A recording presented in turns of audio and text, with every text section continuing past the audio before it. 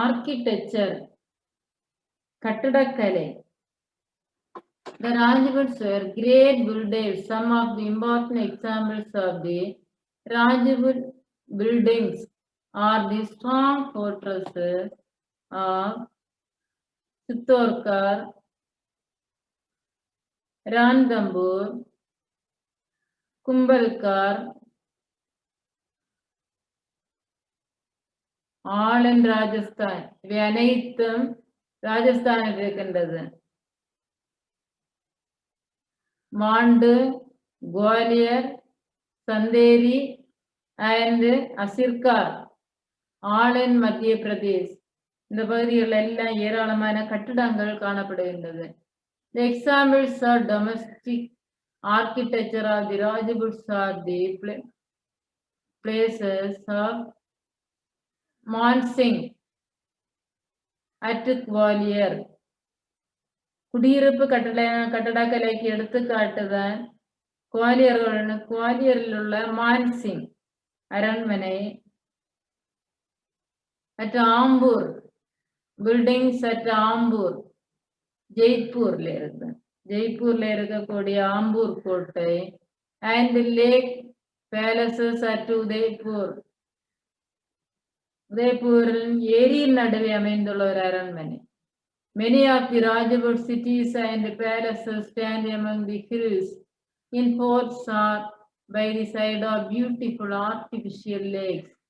The castle of Jodhpur in Rajasthan is perched upon a lofty rock overlooking the town. பல நகரங்களும் அரண்மனைகளும் மலைக்கு மேல் கட்டப்பட்டுள்ளது. அழகிய ஏரிகளின் அருகேயும் கட்டியிருக்கின்றார்கள். மலைகளிலும் ஏரிக்கு பக்கத்திலேயே எளிதில் ஏற முடியாத மலை பாறையின் மேல் நகரை நோக்கிய வண்ணம் இது அமைக்கப்பட்டுள்ளது. ஜோத்பூரில் அமைந்துள்ள மாளிகை. The temples the Rajput rulers built have won the admiration of art cities. The temples in Khajuraho, the Sun Temple in Konark, the Dilwara Jain Temple constructed in Mount Abu, and Kandreya Temple at Madhya Pradesh are illustrious examples of their architecture. ராஜபுத்திர அரசர்கள் கட்டியுள்ள கோயில்களில் ஏராளமானவை காணப்படுகிறது. கஜுராஹோ என்ற இடத்தில் உள்ள கோயில்கள், கோனார்க்கில் சூரிய கோயில், அபு குன்றின் மேல் கட்டப்பட்டுள்ள தில்வாரா சமண கோயிலாக இருக்கின்றது. The Khajuraho in Bundelkhand has 30 temples. The shikhars of the Khajuraho temples are most elegant. The exterior and interior parts of the temples are adorned with very fine sculptures. These temples are dedicated to Jain Tirthankaras and Hindu deities like Shiva and Vishnu. Jain Tirthankaras, தீர்த்தங்கரர்கள் என்று சொல்லக்கூடியது சமண துறவிகள். இந்த கட்டடங்கள் எல்லாம் சமணர்களுடைய சமண துறவிகளை பற்றி எடுத்து காட்டக்கூடிய ஒரு சிற்பங்களாக அமைந்துள்ளது. Khajuraho, you see in this picture, Khajuraho.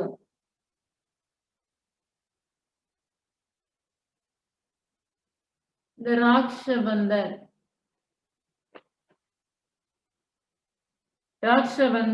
Rakhi என்று சொல்லுவாங்க. Rakhi. Tradition is attributed to Rajputs. Raksha or protection. Bandhan, to tie, is a festival that celebrates brotherhood and love. It is believed that if a woman ties a Rakhi around the wrist of male members, it means they are treating them like brothers. Such men are placed under an obligation to protect them. பண்பாட்டு மரபு, ராசபுத்திரருடைய பண்பாட்டு மரபில் வந்ததுதான் ராக்ஷபந்தன் என்று சொல்லக்கூடியது. பந்தன் என்பது கட்டுதல், ராக்ஷா பாதுகாப்பு, உறவை பாதுகாப்பது என்பது பொருள். சகோதரத்துவத்தையும் அன்பையும் கொண்டாடும் ஒரு விழாவாக கொண்டாடுகின்றார்கள். பெண் ஓர் ஆடவனுடைய மணிக்கட்டில் ராக்கியை கட்டிவிட்டால் அந்த பெண் அந்த ஆடவனை சகோதரனாக கருதுகிறாள் என்று பொருள். அப்படியான ஆடவர்கள் அந்த பெண்களை பாதுகாக்க கடமைப்பட்டவர்களாக இருக்கின்றார்கள்.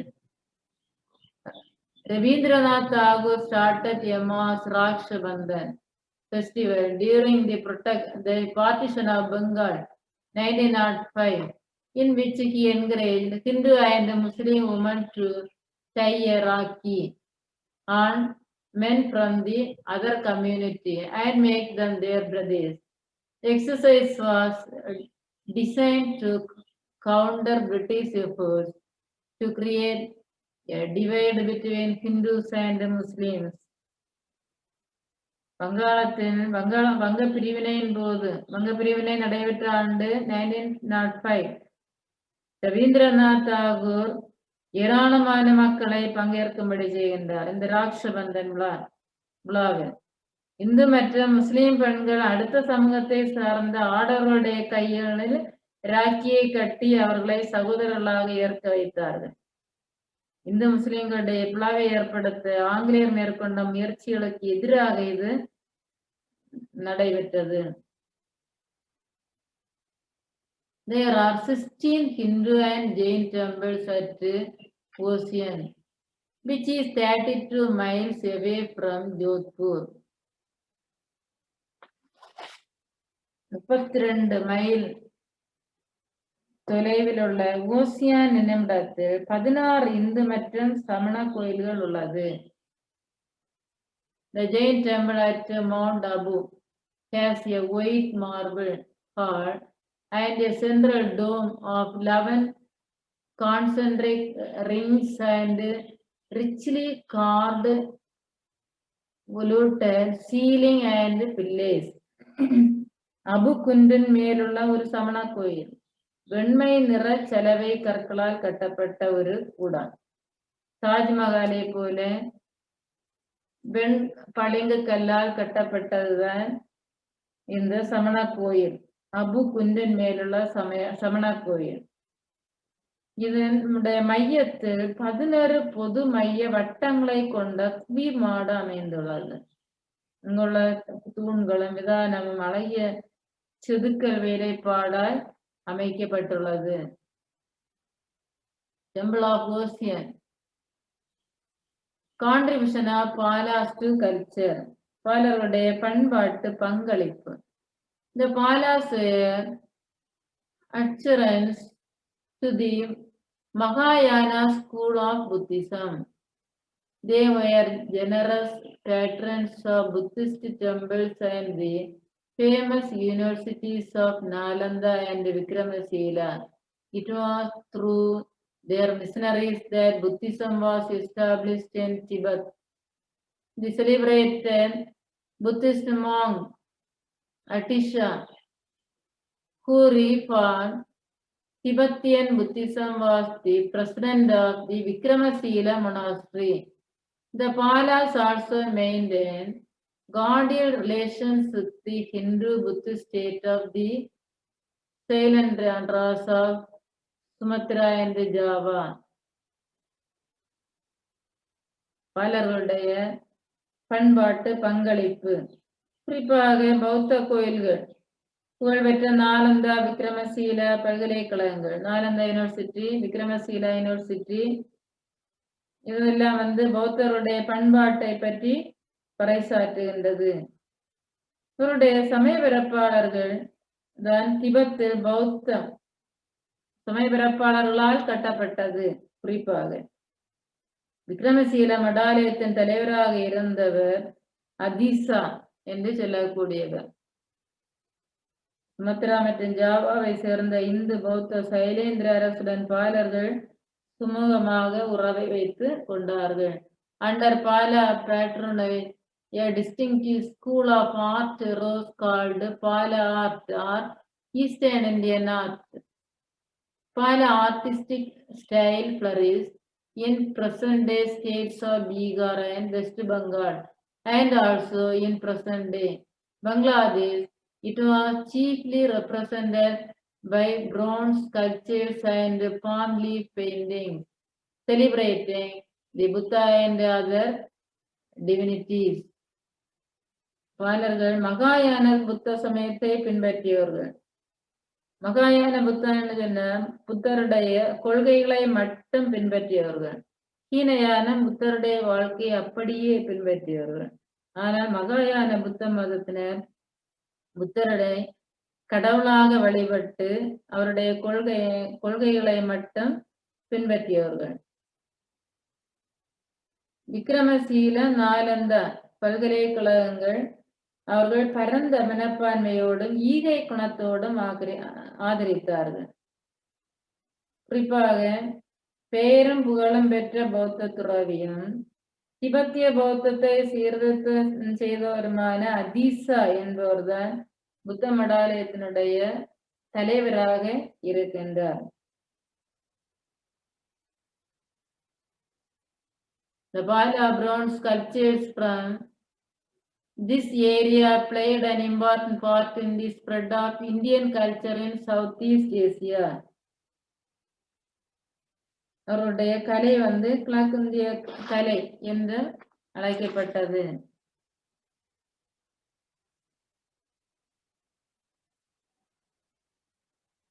Advent of Islam, இஸ்லாமியருடைய தோற்றம். Islam as a religious faith originated at Mecca in Arabia. The founder of Islam was Prophet Muhammad. The followers of Islam are called Muslims. An Islamic state, especially the one ruled by a single religious and political leader, was known as Caliphate.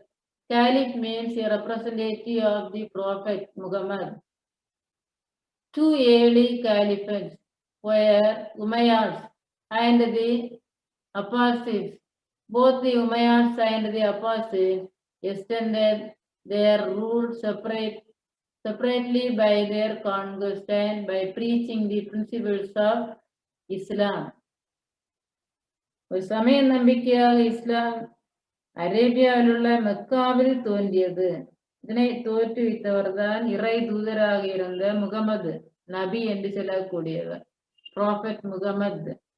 The founder of Islam was prophet Muhammad. அவரை பின்பற்றியவர்கள் தான் முஸ்லிம்கள் என்று அழைக்கப்பட்டவர்கள், அவருடைய கொள்கைகளை பின்பற்றியவர்கள்.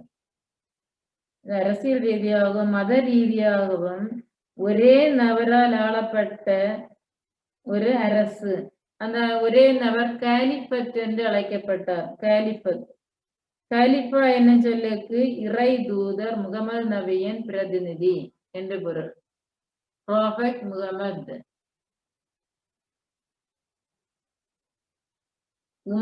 உமையத்துகளும் அப்பாசித்துகளும் தொடக்ககால கலிஃபாக்கள் தான் உமையாத் என்று சொல்லக்கூடியவரும் காலிஃபட் என்று சொல்லக்கூடியவரும். இவர்கள் தான் தனித்தனியே தங்கள் படையெடுப்புகள் மூலம் இஸ்லாமுடைய கோட்பாடுகளை பரப்பி வந்தார்கள். In the 80th century India, the Arab presence appeared in the form of a Muslim army that conquered the Sindh, but their further expansion was made impossible by the kings of Gangetic Plains and the Deccan. By the end of the 90th century, with the decline of the Abbasid Caliphate, the Arab garrisons in India and elsewhere threw off Caliph control and began to rule independently. 9ஆம் நூற்றாண்டின் இறுதியில்தான் அப்பாசித் காலிஃபத் இவர்கள் எல்லாம் வீழ்ச்சி அடைய தொடங்கியது. சுதந்திரமான சுல்தான்களாக இறுதியில் ஆட்சி புரிந்தார்கள். The Turkish governor Archduke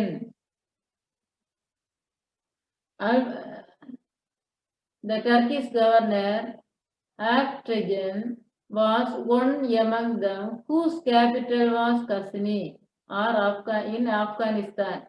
His successor and son-in-law Sabiktajan wanted to conquer India from the northwest, but only his son Muhammad succeeded in this endeavor. கஜினியை தலைநகராக கொண்ட துருக்கி ஆளுநர் தான் அல்டஜன் என்று சொல்லக்கூடியவர்.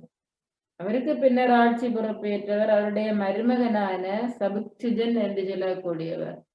மருமகன் சன்னல்லா. இவருடைய ஆட்சி காலத்தில் இந்தியாவை கைப்பற்ற விரும்பினார். ஆனால் அவரது விருப்பத்தை அவருடைய மகன் மாமூது தான் நிறைவேற்றினது. Mohammed Ghazni 997 to 1030 AD. Muhammad is said to have conducted 17 raids into India. At that time, North India was divided into a number of small kingdoms. Ghajini Mahmood இந்தியாவின் மீது 17 முறை படையெடுத்ததாக குறிப்பிடப்படுகிறது. அந்த காலகட்டத்தில் வட இந்தியா பல சிற்றரசுகளாக பிரிந்து இருந்தது. One of them was Shahi kingdom. அதில் ஒன்றுதான் சாஹி அரசு. which extended from Punjab to Kabul. இது பஞ்சாப் முதல் பஞ்சாபிலிருந்து காபூல் வரையிலும் பரவி இருந்த ஒரு இடம்தான் Sahi kingdom. The other important kingdoms were Kannauj, Gujarat, Kashmir, Nepal, Malwa, and Bundelkhand. The initial raids were against the Shahi kingdom, in which its king Jayapala was defeated in 1001. 1001 சாகி அரசுக்கு எதிராக மேற்கொள்ளப்பட்ட படையெடுப்புகளில் அதனுடைய அரசராக இருந்தவர் தான் ஜெயபாலர். ஜெயபாலர் 1001 தோற்கடிக்கப்பட்டார்.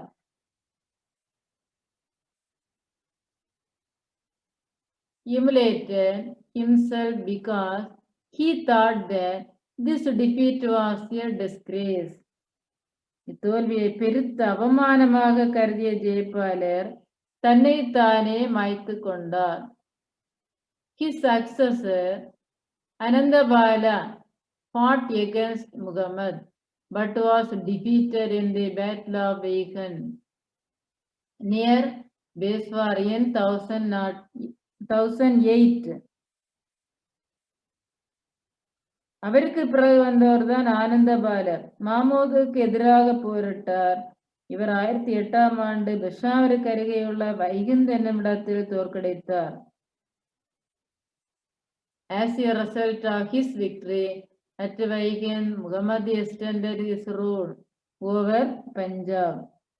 பஞ்சாப் வரை இந்த வெற்றிக்கு பிறகு தனது ஆட்சி அதிகாரத்தை விரிவுபடுத்துகின்றார்.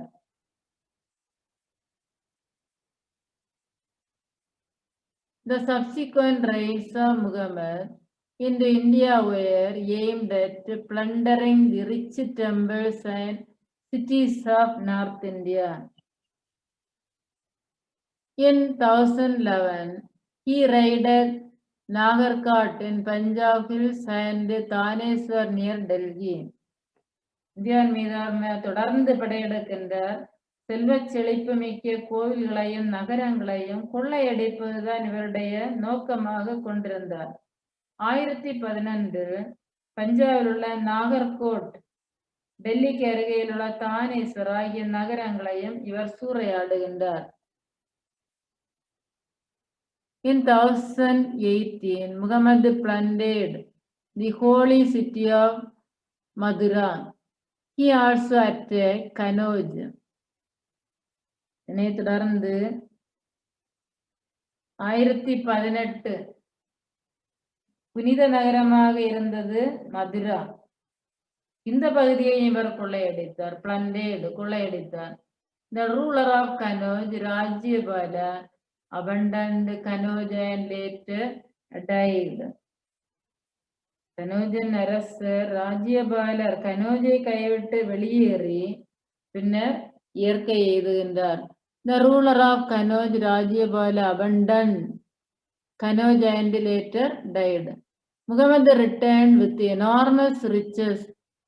His next important raid took place in Gujarat. In 1024 AD, Muhammad marched from Multan across Rajamudana and defeated the Solangi king Brahmadeva I and plundered Angilwad. Muhammad is said to have sacked the famous temple of Somnath, breaking the ideal.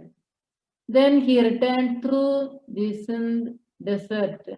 That was his last campaign in India. Muhammad died in 1030 AD. The Ghaznavid Empire roughly included Persia, Trans-Oxiana, Afghanistan and Punjab. 1018 புனித நகரமாக இருந்த மதுராவை கொள்ளையடிக்கின்றார். அவர் பெரிய செல்வத்துடன் மாமூது ஊர் திரும்பினார். அவருடைய அடுத்த படையெடுப்பு குஜராத் மீது 1024. சோலங்கி அரசர் முதலாம் பீமதேவரை தோற்கடித்து அங்கில்வாட் நகரை சூறையாடினார். மாமூது மிகவும் புகழ்பெற்ற சோமநாதபுர கோயிலை கூட கொள்ளையடிக்கின்றார். கொள்ளையடித்து அங்கிருந்த கடவுள் சிலையையும் உடைத்து விடுகின்றார். இதன் பின்னர் சிந்து பாலைவனத்தின் வழியாக அவர் நாடு திரும்பினார். அவருடைய இறுதி படையெடுப்பு சோமநாதபுர படையெடுப்பு. கிபி 1030 Mahmud மரணமடைகின்றார். Then Muhammad of Ghor 1149 to 1206. Muhammad of Ghor or Muhammad Ghori started as a vassal of Ghazni but became independent after the death of Muhammad. Taking advantage of the decline of the Ghaznavid Empire, Muhammad Ghori brought Ghazni under his control. Mohammed கோரி core பகுதியை ஆட்சியை செய்கின்றார்.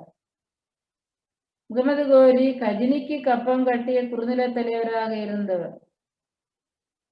கஜினி மாமூதின் இறப்பிற்கு பிறகு இவர் அந்த கப்பம் கட்டாமல் சுதந்திரமாக மாறுகின்றார்.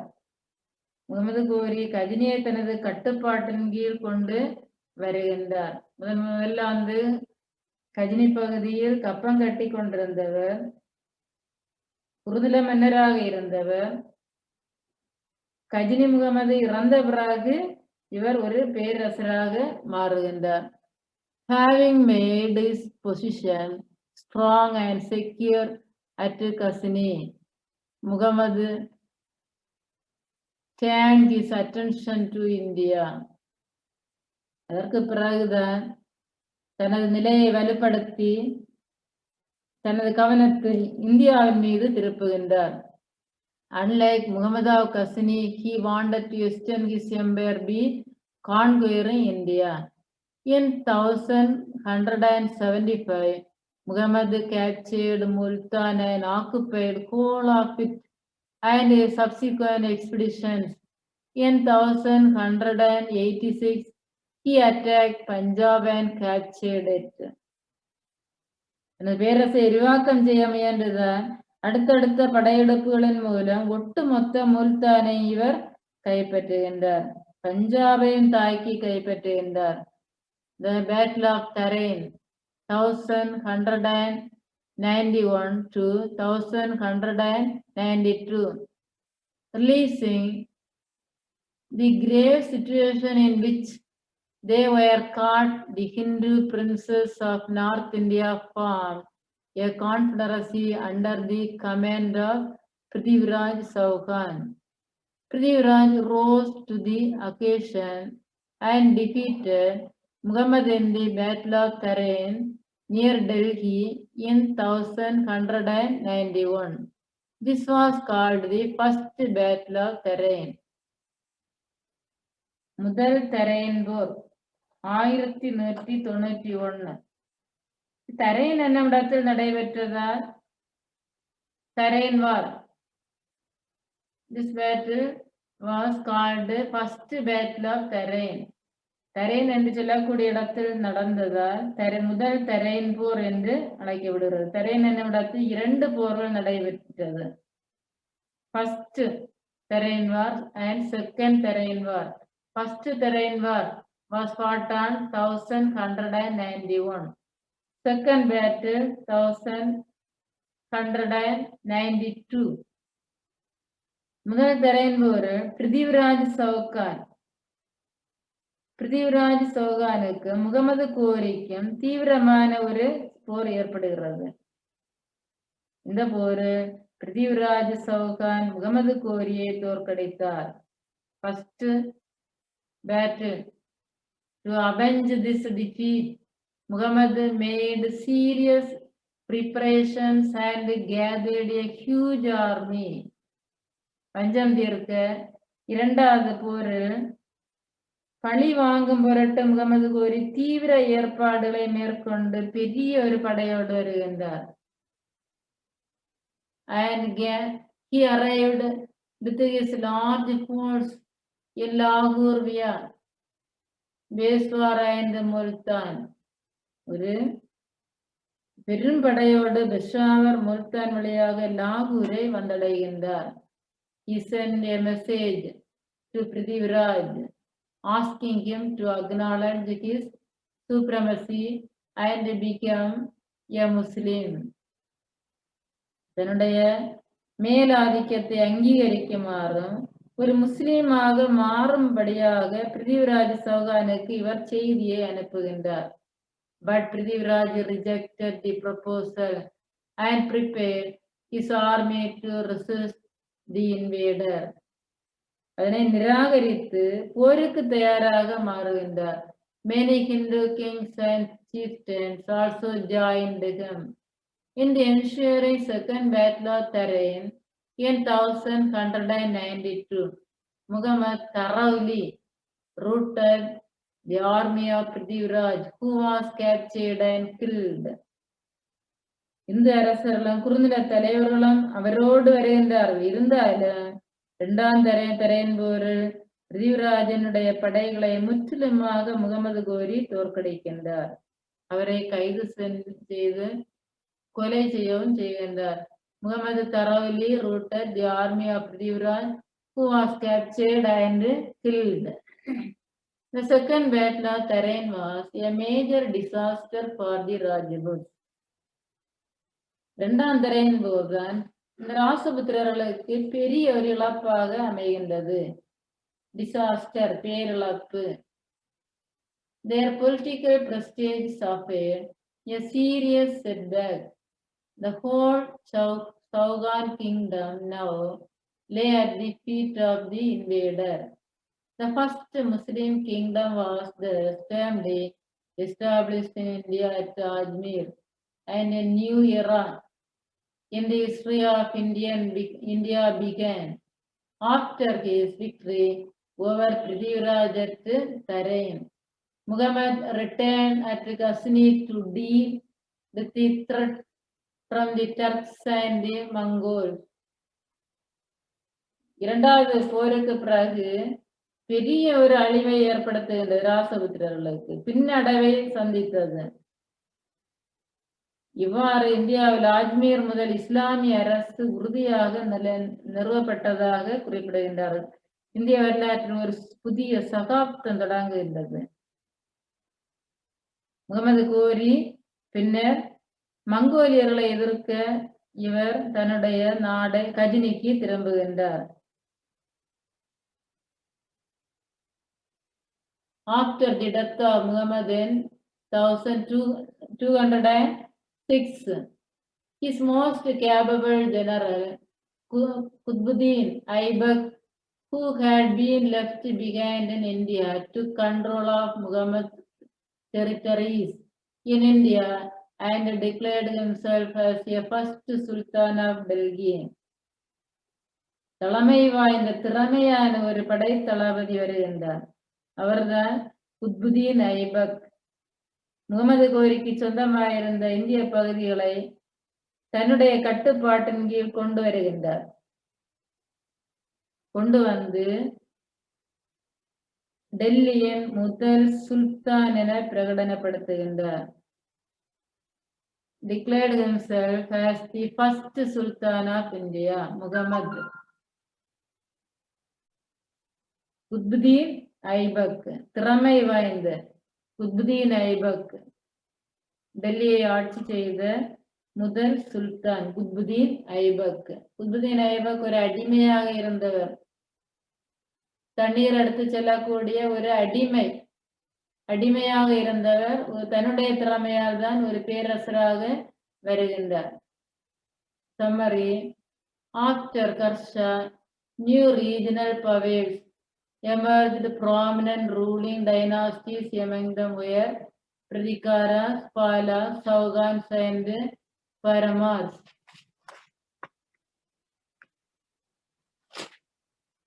கர்சருக்கு பிறகு புதிய அரசுகள், அதெல்லாம் மிக முக்கியமானவர்கள் Pratiharas, Bala's, சௌகான்ஸ், Paramaras. Pradikaras and Palas were battling to control the northern plains. Their focus was on capturing the city of Kannauj. குறிப்பாக வடக்கு சமவெளிகளை கைப்பற்றுவதில் தங்களிடையே தொடர்ந்து போரிட்டு கொண்டவர்கள் தான் இந்த பிரதிகாரர்களும் பாரர்களும். இறுதியில் கனோஜை கைப்பற்றுவதில் அவர்கள் தனி கவனம் செலுத்துகின்றார்கள். The continued conflict over the possession of Kannauj prompted the local chieftains and kings to declare themselves independent. தொடர் மோதல்கள் காரணமாகத்தான் சிற்றரசர்கள் தங்களை சுதந்திர அரசுகளாக மாற்றிக் கொண்டார்கள். போருக்கு பயந்து தன்னைத்தானே சுதந்திரமாக அறிவித்துக் கொண்டார்கள். The Rajputs and Palas made impressive contribution to the evolving Indian culture. இந்திய பண்பாட்டிற்கு மெச்சத்தகுந்த பங்களிப்பை அளித்தவர்கள் ராசபுத்திரர்களும் இந்த பாலர்களும். The attempts of Arabs to extend were resisted by various rulers. பல அரசர்களால் எதிர்க்கப்பட்டார்கள். Military raids of Muhammad of Ghazni in the 11th century, followed by expeditions of Muhammad of Ghor, paved the way for the establishment of Islamic rule in India.